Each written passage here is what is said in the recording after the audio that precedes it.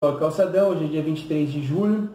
Nós estamos começando então o 5º resumo da semana com o Ricardo Gimenez. Paulo Honório. Na verdade é o resumo da semana e análise da semana, né? A gente faz aí uma análise geral e você sabe que o nosso canal dobrou de tamanho, né? Faz um mês que a gente começou a gravar sistematicamente os vídeos no canal, o canal tinha um tamanho, hoje nós temos o dobro do tamanho quando a gente começou um mês atrás. Que bom. Vou dizer para o pessoal se inscrever aqui no cantinho, inscreva-se e ajude a gente a chegar a 1000 inscritos.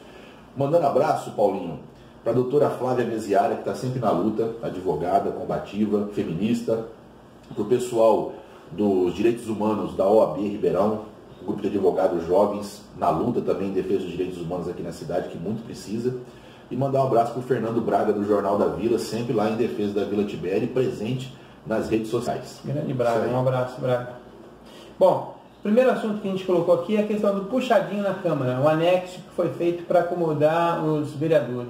Esse é um assunto polêmico que, inclusive, paralelamente, discute com aquela questão daquele projeto da elite Ribeirão Pretana de reduzir o número de vereadores, né, de 27 para 23. Eles têm até outubro para fazer isso.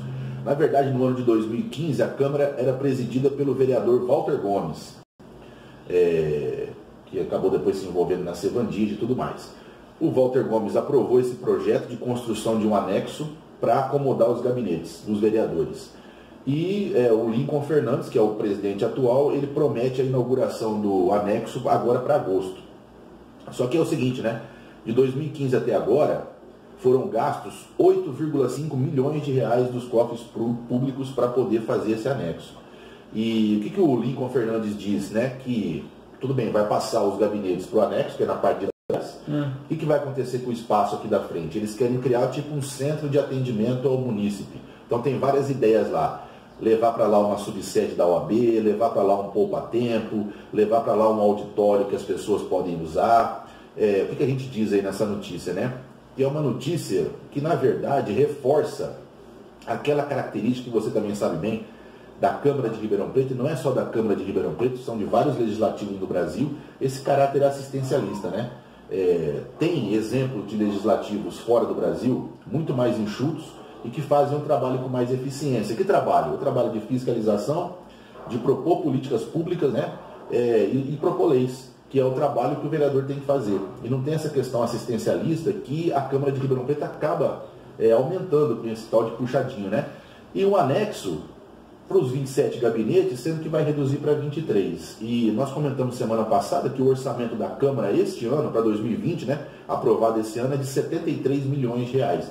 5 milhões de reais a mais do que o orçamento do ano passado. Então o orçamento se mantém, aumenta-se a Câmara, diminui representatividade, que vai diminuir vereadores, e aumenta o caráter assistencialista. Eu acho que é um projeto que é ruim para Ribeirão Preto, não é bom não. Tá, Gimenez, mas já está pronto, né? Então não tem como chorar o leite derramado.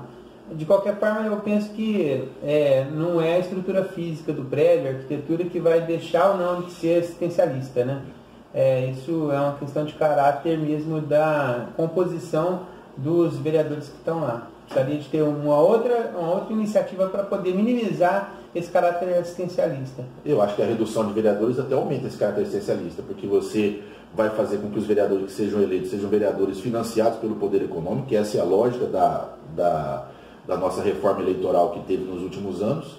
Então reduz representatividade, aumenta o caráter assistencialista, e você disse bem, né? Agora já está construído e Inês é morta. Mas a gente faz uma pergunta importante aí. No segundo notícia que a gente coloca aqui é que o que a gente pode fazer, a gente mensurou um pouco, o que a gente poderia ter feito com 8 milhões de reais na cidade de Ribeirão Preto. Então a gente listou algumas questões aqui que a gente quer passar a discutir agora. Para alguns, 8 milhões e meio de reais, quanto custou o anexo, pode parecer pouco, né? Para alguns pode parecer muito pouco. Eu não tenho noção disso. Perto do orçamento de Ribeirão Preto, que chegou a 1 trilhão agora, pode parecer pouca coisa. Mas para quem precisa de política pública, principalmente na nossa periferia, é uma verba que poderia fazer diferença. Eu coloquei aqui, a gente colocou aqui na matéria, só para dar uma ideia de Ribeirão Preto, né? Ribeirão Preto é uma cidade rica, eu acho que ninguém duvida disso. Se você pegar o PIB do estado, Ribeirão Preto é o 10º PIB, então é uma cidade rica. Porém, se você for pegar o IDH e o índice Gini, o IDH ele mostra o quanto que a população tem acesso ao bem-estar social, né? Educação, saúde, mortalidade infantil e tal. Então Ribeirão Preto se encontra na 22ª posição do estado, ou seja, já cai da 10ª para a 22ª quando você tira PIB e passa para IDH. E o índice Gini de Ribeirão Preto, que mede a desigualdade, ou seja, a concentração de renda e a desigualdade, a diferença entre os mais ricos e os mais pobres, está na casa de 0,475, que é um índice africano. A África e o Brasil têm esse índice. O índice da OCDE, que são os países ricos, está na casa de 0,3. O índice Gini, quanto mais próximo de 1, mais desigual, quanto mais próximo de 0, mais igualdade tem. Então, é uma cidade rica, porém absolutamente desigual, né? Nós temos aí, Paulo Honório, 50 mil pessoas, mais ou menos, pode ser até mais, vivendo sem teto aqui em Ribeirão Preto, e mais de 100 núcleos de favela na cidade inteira. E o que é que 8,5 milhões de reais poderia fazer de diferente na vida dessas pessoas? Daria para fazer 100 casas, por exemplo. 100 casas, daria para fazer creches e, mais do que isso, né? Daria para fazer projetos de desenvolvimento, de inclusão social e geração de renda importantes no mundo inteiro. Microcrédito, economia solidária, educação voltada para os jovens, projetos educacionais, por exemplo, para o jovem da periferia receber uma bolsa e trabalhar na própria comunidade no contraturno, fazendo curso e trabalhando, ajudando a sua própria comunidade. Tudo isso dá para fazer com 8 milhões e meio de reais, assim, ao longo desses anos. Se essa obra durou de 2015 para cá, ao longo de 4 anos já poderia ter esses projetos de desenvolvimento nos mais pobres. Porque o que diz os números, né? Se você for pegar os números, para os mais pobres, o pouco dinheiro que você investe retorna muito, porque ele acaba investindo na própria comunidade. Gerando receita. O que 8 milhões e meio de reais nesses 4 anos podia fazer de diferença na vida dessas pessoas mais pobres, não tem tamanho. E nós acabamos alocando num anexo para vereadores. Eu acho que isso é um pouco de um grande contrassenso, né? Além do que, 43% da população adulta de Ribeirão Preto está com o nome sujo no Serasa, no SPC, devendo em média 3 mil reais por mês. 3 mil reais é a dívida total, né?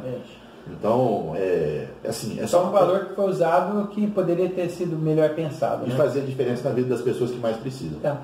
Ricardo,